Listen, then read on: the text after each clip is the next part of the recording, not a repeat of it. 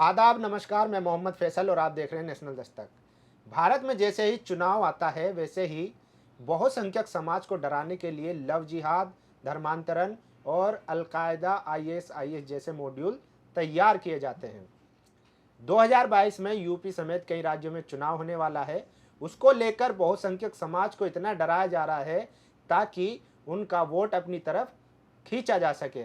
ताज़ा मामला है लखनऊ का। लखनऊ में दुबग्गा एक जगह है जहां पर दो संदिग्ध आतंकवादियों को गिरफ्तार किया है।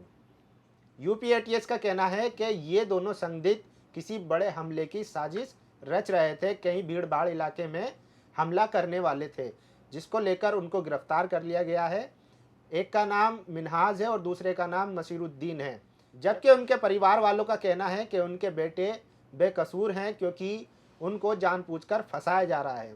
मिनहाज जो इलेक्ट्रिकल इंजीनियर हैं और मसीरुद्दीन जो शादीशुदा हैं और ई रिक्शा चलाते हैं और अपने घर वालों का पेट पालते हैं। ये कोई पहला मामला नहीं है। इससे पहले भी आपने देखा होगा किस तरीके से मुस्लिम नौजवानों को जेलों में डाला गया, चाहे टाडा हो, पोटा हो, यूएपी हो, एनएसए हो। ये जितने भी काले कानून हैं, जितने भी देशद्रोही कानून हैं, जो जिनमें खतरनाक धाराएं हैं, उनको सिर्फ दलित, आदिवासी और मुसलमानों के खिलाफ इस्तेमाल किया जाता है और जो बहुसंख्यक समाज है उनके दिलों में डर बैठाया जाता है ताकि उनका वोट उनको मिलता रहे, जिनको इससे फ़ायदा होगा। अब चूंकि यूपी में चुनाव है तो इसी तरह का अलकायदा और आईएसआई जैसे मॉड्यूल देखने को मिल रहे हैं। लेकिन उससे बड़ी खबर यह है कि ये जो गिरफ्तारियां हुई हैं उनको पुलिस डिपार्टमेंट के एक पूर्व डीजीपी ने पोल खोल दी है। इनका ट्वीट देखिए, ये है डॉक्टर एनसी अस्थाना, आईपीएस हैं, रिटायर्ड हैं, इस वक्त पूर्व डीजीपी रह चुके हैं केरला के। इन्होंने जो सवाल उठाए हैं उनको पढ़कर आप भी चौंक जाएंगे। अलकायदा, आईएसआईएस, पीएलओ आदि इन सब का भले ही दुनिया से नामो निशान मिट जाए या मिट गया हो, हमारी पुलिस के लिए उनके मॉड्यूल इस देश में हर समय आवश्यक ही पाए जाते हैं। जब जरूरत पड़े प्रस्तुत कर दो। एक ही घिसा पिटा झूठ बोलते ये लोग बोर नहीं होते। कुछ नया सोचो, कुछ नई कहानी बताओ।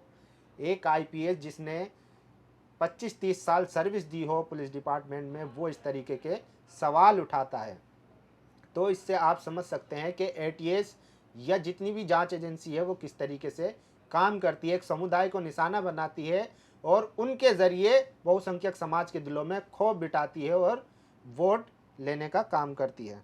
इसके अलावा एक बड़े पत्रकार है प्रशांत टंडन, उन्होंने इसको रिट्वीट करते हुए लिखा था, यूपी और दिल्ली पुलिस की एफआईआर का संकलन किया जाए तो चुटकुलों की एक बढ़िया किताब बन सकती है। मैंने आज सुबह आम खरीदे, मोल भाव किया, लेकिन अभी वो आम वाला मेरे सामने आ जाए तो मैं उसे पहचान नहीं पाऊंगा। लेकिन एक दुकानदार 4 महीने बाद टिफ़िन खरीदने वाले को फट से पहचान लेता है, टिफ़िन के रंग के साथ।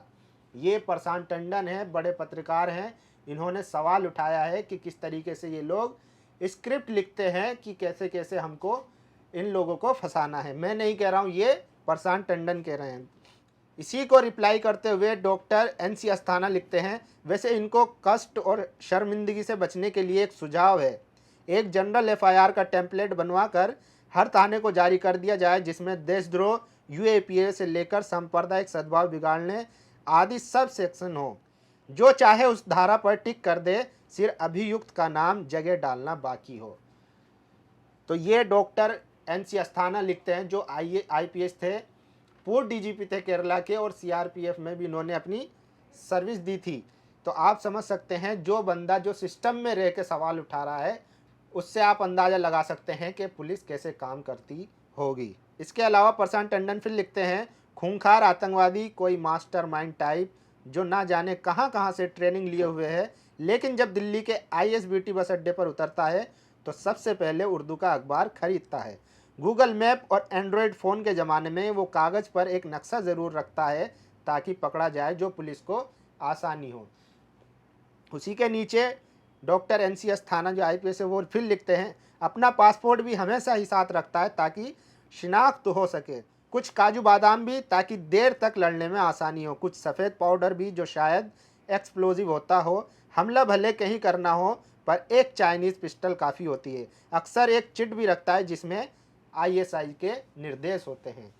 आप समझिए कि जब कोई बंदा या कोई आतंकवादी हमला करेगा, वो इस तरीके से अपने पास सामान रखेगा। ये सवाल उठा रहे हैं आईपीएस अस्थाना। आईपीएस अस्थाना के ट्वीट को रिट्वीट करते हुए वसीम अकरम त्यागी लिखते हैं, जो बड़े पत्रकार हैं, इंडिपेंडेंट जर्नलिस्ट है, वो लिखते हैं, इन्हीं रद्दी के ढेर में पड़ी कहानियों का खामियाजा गुलबर्गा के निसार अहमद से लेकर श्रीनगर के बशीर भट्ट जैसे सैकड़ों मुसलमान नौजवान 10, 20, 25 वर्ष तक कैद खाने में रहे हैं। तो इन लोगों ने जिस तरीके से सवाल उठाए हैं कि किस तरीके से हमारी जांच एजेंसियां काम करती है सरकार का तोता बनकर, चाहे कोई भी सरकार हो, पहले कांग्रेस थी, कांग्रेस ने हजारों लाखों मुसलमानों को, मुस्लिम नौजवानों को टेररिज्म के नाम पे जेलों में डाला और उनको 20 साल, 25 साल, 10 साल बाद रिहाई होती है, बाइज्जत बरी होती है, क्योंकि जो जांच एजेंसियां होती हैं, जो पुलिस होती है, वो कोर्ट में प्रूफ नहीं कर पाती है।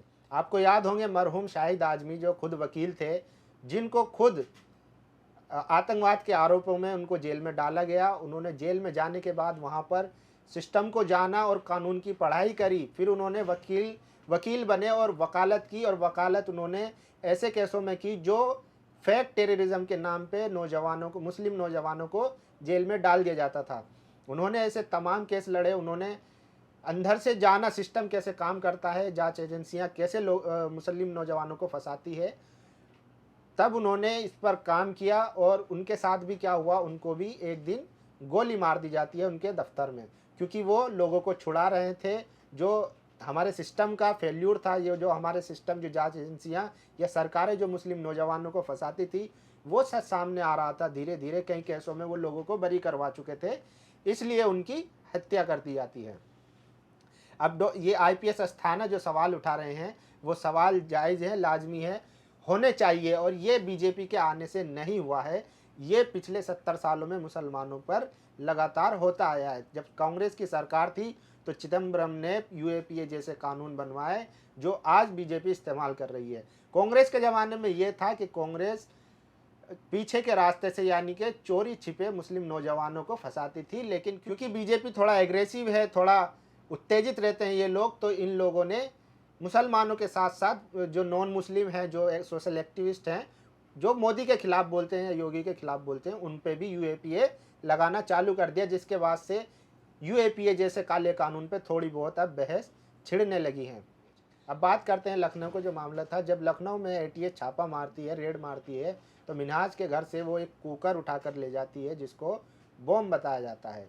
जबकि जो राम भक्त गोपाल जैसे आतंकवादी है, जो वैचारिक तौर पर सांप्रदायिकता फैलाते हैं, जो खुलेआम मुस्लिम महिलाओं को किडनैप करने की बात करते हैं, जो जामिया में जाकर गोली चलाते हैं, चाहे कपिल गुज्जर हो, चाहे राम भक्त गोपाल हो, या परवेश वर्मा हो, या अनुराग ठाकुर हो, जिन्होंने गोली मारने की बात कही थी, वो सांसद में होते हैं, उनका इंटरव्यू लिया जाता है। लेकिन अगर कोई मुसलमान घर में कुकर में भी खाना बनाता है तो उसको खतरनाक हथियार बताकर उसका कुकर भी उठाकर ले जाती है। मैं आपको एक कहानी बताता हूँ कि जब आज़ादी के बाद दंगे हुए थे, तो उस वक्त पटेल ने कुछ मुस्लिम नौजवानों को गिरफ्तार करा और उनके घर से जो है करछी और चम्मच और मतलब ऐसे चिमटा विमटा जैसे सामान वो उठा के ले आए। तो वहाँ पर मौलाना अबुल कलाम आज़ाद भी थे और पटेल भी थे और अंग्रेजी अफसर भी थे। तो वो हथियार मतलब उनको ऐसे पेश किया गया कि ये धारदार हथियार है, ख़तरनाक हथियार है। तो जब उन्होंने, जो एक अंग्रेज अफसर था, उन्होंने जब देखा उस सामान को, तो वो देखकर हंसने लगे कि ये धारदार, मतलब भारत में चिमटा और चम्मच को भी धारदार हथियार बताकर पेश किया जाता है। तो ऐसे ये मामला आज का नहीं है, पहले से ही चलता आ रहा है, जो आज़ादी के बाद से, कि लोगों को फर्जी केसों में फंसाया जाता है ताकि इनको पॉलिटिकल फ़ायदा मिल सके, इनका वोट बना रहे। जो बहुसंख्यक समाज है वो मुसलमानों से डरा रहे और मुसलमानों के डर से वो इनको वोट देता रहे। इसीलिए लव जिहाद और धर्मांतरण और अलकायदा जैसे मॉड्यूल सामने आते हैं बार बार। आप लोगों की क्या राय है? आप लोग अपनी प्रतिक्रिया जरूर दीजिए। धन्यवाद। नेशनल दस्तक की आपसे गुजारिश है कि अगर इसको बचाना चाहते हैं तो नेशनल दस्तक को सब्सक्राइब करने के लिए रेड कलर के सब्सक्राइब बटन को दबाएं, फिर बेल आइकन की घंटी दबाएं। नेशनल दस्तक को बचाने के लिए बहुत जरूरी है कि हर खबर को शेयर करें, लाइक करें, कमेंट जरूर करें।